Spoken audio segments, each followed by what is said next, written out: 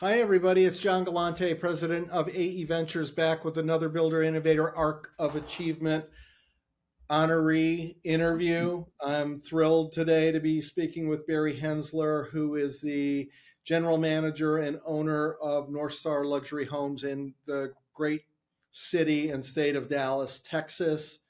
Barry, you're a longtime friend of TecHome Builder.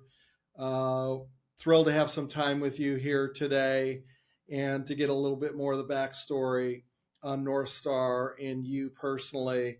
Let's kick off with just a little backgrounder on NorthStar, the market served, the types of homes you're building, its origins and evolution, if you don't mind, your differentiators. That's the Hmm. sort of stuff I'm looking for. Sure. Well, as you know, I'm a custom builder. I build just a couple, two or three large luxury custom homes per year, and I've been doing that for quite some time. Like like many builders, I started out working for someone else and learned the trade. Have dipped my toe in the water occasionally with spec homes and participated in some volume building at one point in time. So got enough background to know that it was something that I wanted to do on my own. Started my company in 1999 and have been practicing basically the same model ever since then, building large luxury custom homes. Every now and then we'll throw a spec in there, but they generally involve a customer. So I could develop very close relationships with my customer for the couple of years that I'm with them. Right. And you have one unique trait individually as a builder, which is a stint in Silicon Valley with a tech company. I'm trying to remember whether that happened before you started your own firm or whether it was a interrupter from your own business. Give me a little bit of the skinny on that. Yeah, John, it was actually a bridge across the 1987 collapse in the real estate market. You probably remember the Resolution Trust Corporation and all the foreclosures that took place. And many builders didn't survive that. I chose to change directions. And yes, I spent some time working in high tech. So I do have a background in technology, at least from that perspective. Yeah. And then when I made the transition back into home building, I brought a lot of that with me. But yeah, I actually moved out to California, spent some time in Silicon Valley, and participated in all the .com rage, the exuberance that went along with all the money being invested in the tech companies, and then the crash that followed that, and then migrated back into my roots, and what I know best, and that was luxury custom home construction. Gotcha. So let's talk about technology in the homes that you build.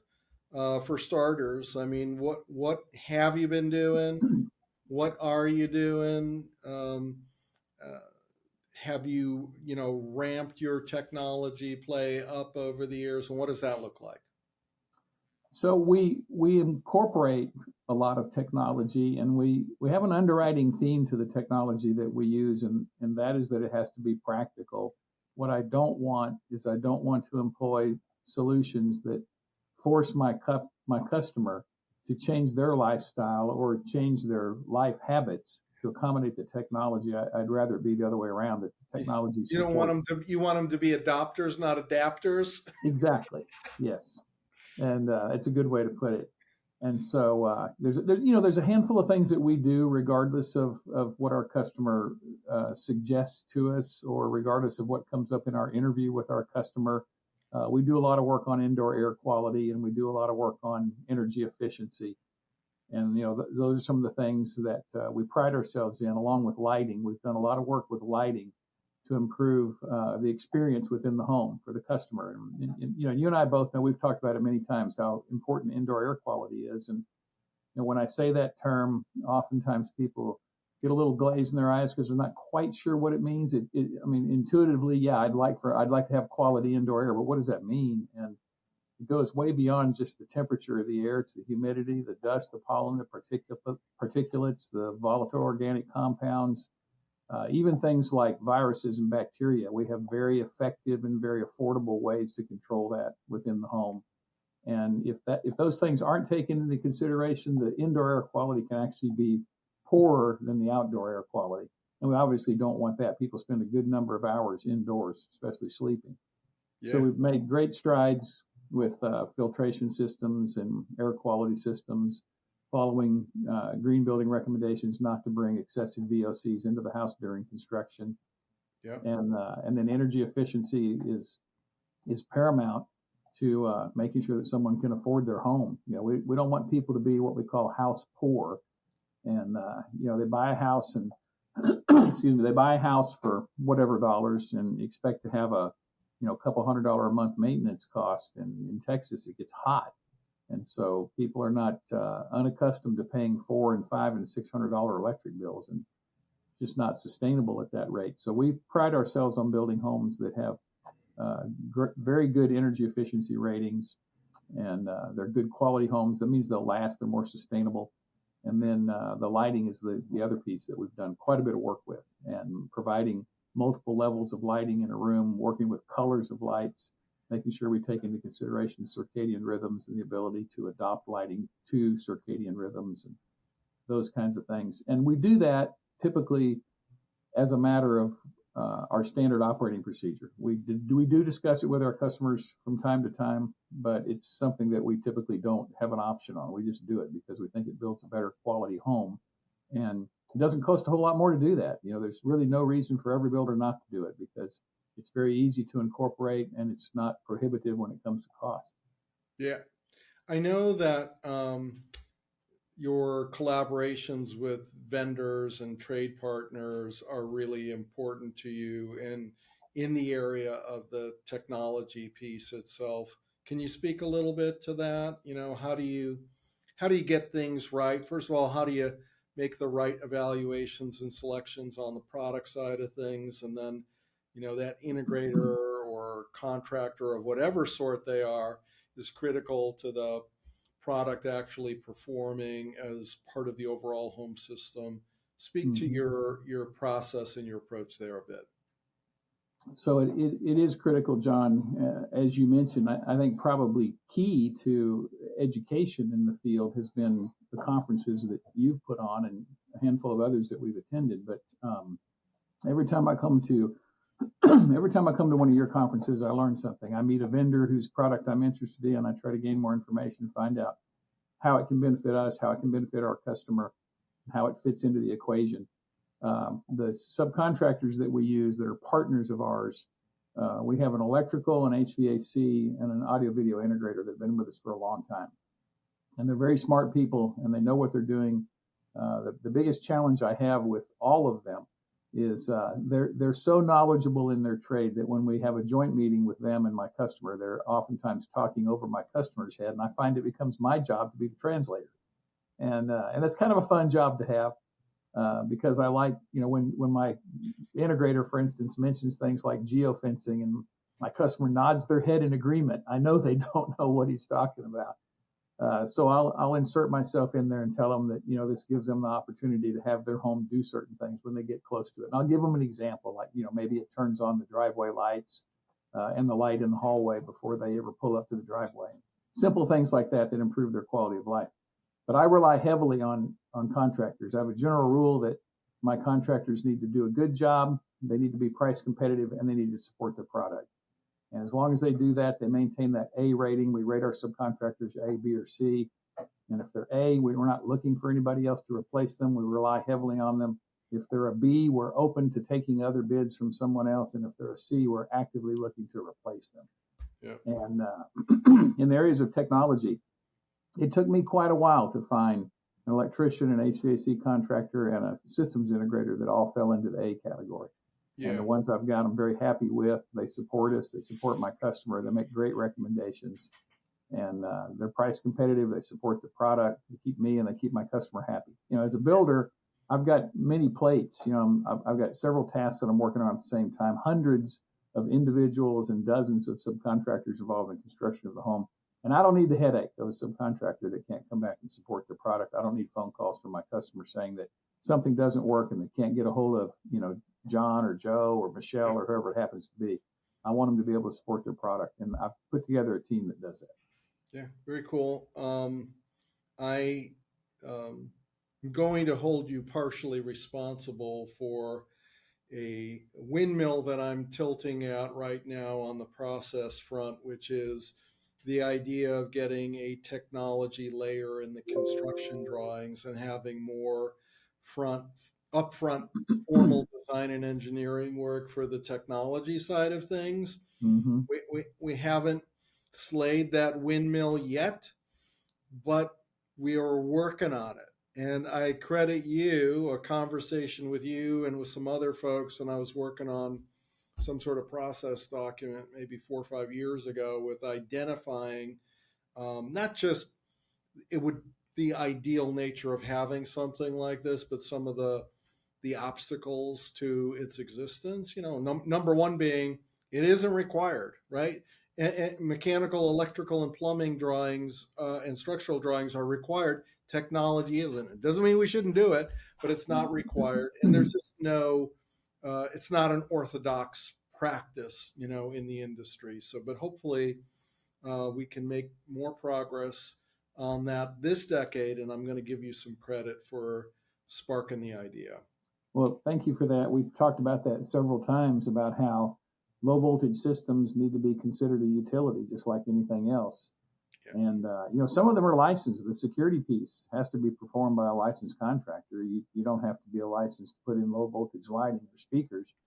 But all the rest of it, when you're tying in an HVAC system or you're tying in high voltage lighting, all that requires licensing. So these people are professionals. Yeah. And there's no reason that planning shouldn't take place. It's the same as we plan the architecture and the design selections. We should plan the technology and make sure it's incorporated into the construction documents. Gotcha. So let's then jump to the future on the home technology side of things. What do you see on the near horizon? What key technologies or product categories beyond what you've already mentioned as integral for your homes do you see coming? I'm not going to say I'm drawing a blank on that, but I don't have a crystal ball. My customers have become, of recent, in the last 4 or 5 years, much more interested in surveillance, with video cameras than I've seen in the past. We used to put a couple of cameras in. Now we're putting 6 or 8 or 10 cameras in. And they're much more concerned about their personal safety.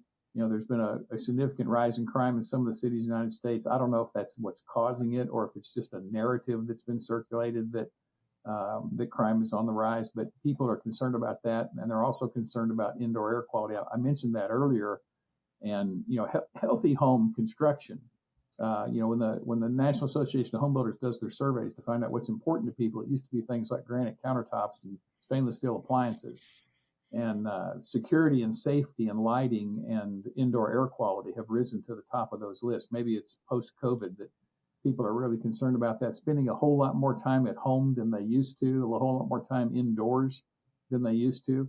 As far as an emerging technology, I'm about to do my first home with low voltage lighting, 100%. All the lighting is going to be low voltage. So it'll be a learning experience for us. I am building a spec home, so it won't be something that I have to disappoint a customer with if something doesn't work out. But is low voltage lighting going to be a technology of the future? I don't know. Maybe I'm on the bleeding edge of that. I'd like to think I'm on the leading edge at least, but maybe not on the bleeding edge. You've had a number of vendors at your conferences that have offered low voltage lighting solutions. And I saw one last year that I felt like answered a few questions that I hadn't gotten answers to before. And so I'm going to give that product a shot, see how it works out. And it's not in its infancy. The product's been around for a while. So like I said, I don't think I'm on the bleeding edge with that. But we're going to try that out and see how it works out. My electrician's familiar with it. He's actually done low voltage lighting systems in commercial facilities before. So the concept of low voltage lighting itself is not new, but I think wide scale deployment in residential applications is something that's very new. So we're going to try that. What else is out there as far as sound and video and security and HVAC quality and all that, water quality? Most of my customers are now requiring some kind of filtration system on the whole house. And the way we plumb the house, we plumb the water that comes up in the garage in a location where that system could be installed. So whether they opt for it now during construction or later, the piping is there for it. Most of my customers are opting for something like the product that Moen offers to monitor leaks in your house. The leak detection product that'll automatically shut off your water supply if it detects a leak. Those things are becoming more popular, and I think the way we talk about them increases their popularity, relating them to lifestyle. Somebody's lived in a home. Most of my buyers, this is their third or fourth home, and they may have lived in a home where they had an ice maker line break and it flooded their house, and they had to do $75,000 worth of repairs to fix the floors and the lower cabinets that were damaged, and they don't want that to happen again. So they're very aware that water can immensely damage a home, and they have to move out of it for 4 months while it's being repaired. So Right. some of those things I'm seeing more adoption of. The 12-volt lighting thing would probably be the only one I can think of that would be a new technology that we're playing with. But we're seeing a more widespread adoption of the technologies that you and I have discussed for the past several years. They're becoming, wouldn't necessarily call them commonplace, but the barriers are dropping. People are realizing that these technologies can improve their quality of life, and they're willing to pay money for it. They're willing to, bear the cost of it. Very good. Barry, thank you so much for sharing with us in this interview. But not only that, but for sharing at all of our conferences. And you and I have presented to integrators and such over the years. So I really appreciate you being a goodwill ambassador, somebody who shares his expertise and insights. That's how we can make progress as an industry instead of just individuals. Hopefully, the rising tide lifts all boats. But we really appreciate your membership in this community, and we respect your achievements as a builder with technology. And here's to continued success for you. Thanks again.